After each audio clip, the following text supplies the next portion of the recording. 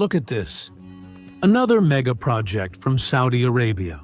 Crown Prince Mohammed bin Salman has announced the construction of a huge cube in Riyadh, which will be 400 meters tall and 400 meters wide. Inside the walls of this cube, which is called Mukab, images will be projected, making visitors feel like they are at the bottom of the ocean or in outer space, depending on the image being shown. A park will be placed on the roof, and inside there will be an atrium with a spiral-shaped tower at its center. It will become a skyscraper within a skyscraper. Inside, there are plans for shops, restaurants, entertainment venues, and other facilities that will allow people to spend several days in the cube without having to go outside if they wish. The opening is scheduled for 2030. It seems too futuristic to become a reality. Does Saudi Arabia have the perseverance and resources to finish their plans? Especially since this country has another, no less ambitious project, which, despite its fantastical nature, has already moved beyond the planning stage and has begun to be implemented. The Saudi prince has approved the construction of a giant horizontal skyscraper, which is set to become the largest building in history, and also the most environmentally friendly in the world. The press and social media are teeming with outraged skeptics. However, from a purely technical standpoint, it's quite possible to emphasize the mirrored line for 5 million residents. And such a building would indeed be energy efficient. But the project has other weak points. Let's take a look at that.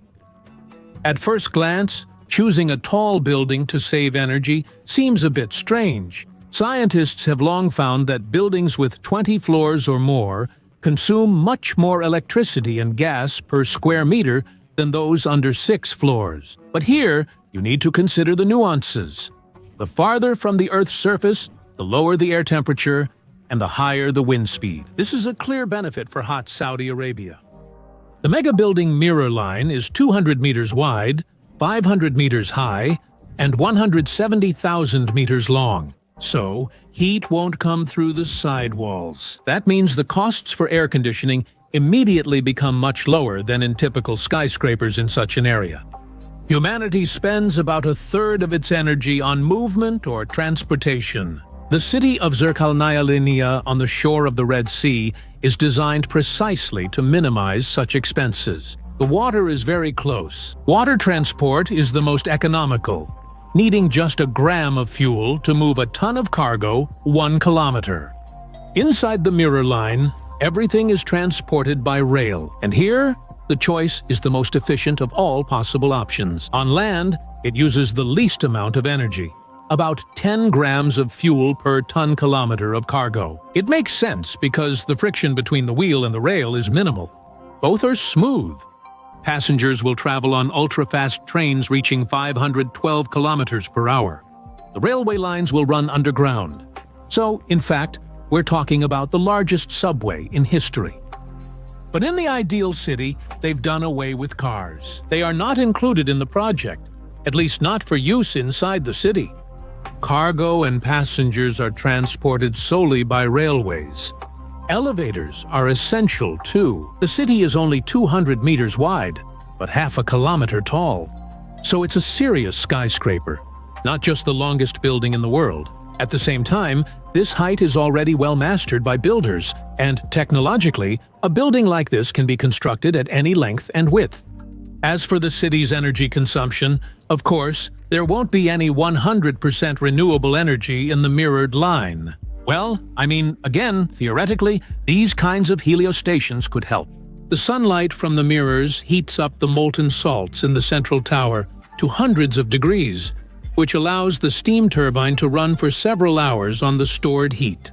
But in winter, even in the north of Saudi Arabia, the total amount of solar radiation is tens of % less than in summer. So, in summer, you'll have to sell the surplus somewhere, and in winter, buy it back. But that's not even the main issue. Strange as it may seem, the bottleneck isn't in construction or energy generation technologies. Researchers established more than half a century ago that tall buildings have a negative effect on a person's mental well-being. As soon as people are given the freedom to choose where to buy real estate, either in high-rise buildings or in low-rise suburbs, It turns out that the first option is chosen mainly by the poor and the second mainly by the wealthy. People are not inclined to live in high-rise buildings, and in most cases, they don't even realize why. As soon as the United States implemented strict government regulations and improved the quality of suburban housing, people literally flooded out of the cities. In Europe, however, this is mostly available only to the wealthiest. Despite this, according to surveys, people there also don't want to live in high-rise buildings. The situation is clear. Since ancient Rome, people who can't afford low-rise housing have typically lived in high-rises. Editor, that's exactly why it will be very difficult to find 5 million residents for the Mirror Line. These shots help to better understand the motives of the project's developers. Humanity has lived for too long in dysfunctional and polluted cities that ignore nature. Now, a revolution is happening in our civilization, the authors claim, referring to their project. Utopias arise when some intellectuals, dissatisfied with life around them, seek to organize and improve it. As a rule, such people are quite specialized in their education. For example, they might be urbanists, activists fighting pollution, or someone else. They very rarely stop to think about why it happened in the first place that people live in dysfunctional and polluted cities. Not like Zirkelnaya Linea, where workplaces and shopping and entertainment centers are close to home, but where you have to drive half an hour to work, and that's if you're lucky enough to have a car. It's simple. Our cities developed this way because industrial production remains the foundation of modern civilization.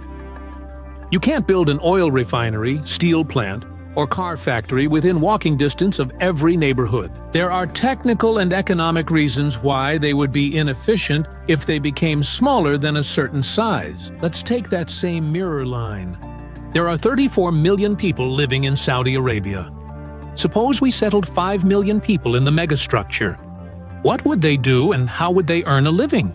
Industry doesn't belong in such a city. Even a medium factory would disrupt its ideal fabric. That's why they plan to build an industrial hypercomplex called Octagon next to the Mirror Line. But trips to it will also cause congestion on the city's only subway line. Crowding in the metro is hardly a feature of an ideal city. We continue. It turns out that settling millions of residents in the Mirror Line can only be done through a mix of voluntary and forced measures. This is because the developers of the Mirror Line are trying to create a city that doesn't ignore nature, without even considering that their creation ignores human nature. This is a bit reminiscent of the story of another ideal city, located very close to the planned Mirror Line. In the United Arab Emirates, not far from Abu Dhabi, almost 14 years ago they decided to build a new city called Masdar.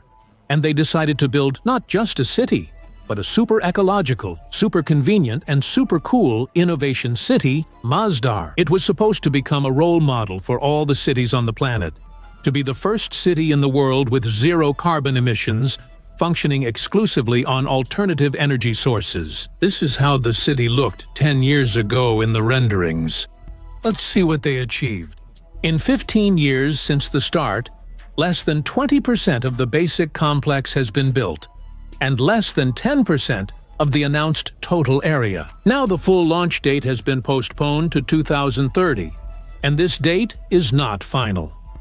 Out of more than 50,000 planned residents, only 1,300 people actually live here permanently, plus cats and the occasional curious tourist. There are a lot of solar panels on the roofs, and there's also a solar park with about 10 megawatts, but that's still not enough to cover 100% of the needs. Even with the Arab sun, the panels on nearly all 5-story building roofs and the extra 10 megawatts still don't supply enough energy.